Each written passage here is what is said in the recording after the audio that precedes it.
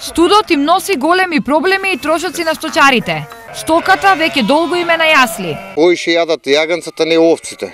Поише тога даваме, да не претераваме, сигурно 80% за јагенцата, не за овците. Вот и они да го направиш ти до 20 кила, треба да ги храна даваме. До сега на тие 40 јагенца ставаме по пола вреќе јадат.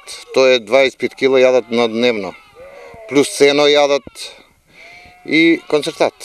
Дополнителен проблем за сточарите е што екстремните температури се во период кога овците се јагнат.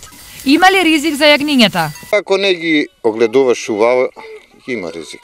Замрзне, умре, ама треба да си ги пратиме ние. Кој е за јагнење, треба да го пратиме на потопличко малко и не може да замрзне. Ако не го пратиш, он ќе умре. Стадото на Кралев е специфично и по тоа што од 40 јагнети, 10 на јагниње се близначиња. Веста колку е убава, толку е и главоболка плюс за него. Потешко е увек, двечки се потешко.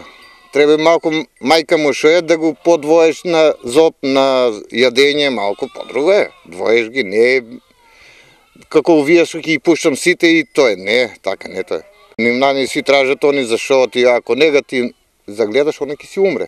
Значи ли ова дека млекото и јагнешкото ќе бидат поскапи? Треба да биде поскапо, точно е сега, зашо ти сега се намалија. Ја имаше над 100 овци. Син јазик има едно 20 и сега се намалија. Јас очекувам да се покачи и млекото и јагнето се покаче.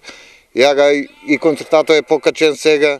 Овие проблеми се заеднички за околу 3000 сточари со 140.000 овци во регионот.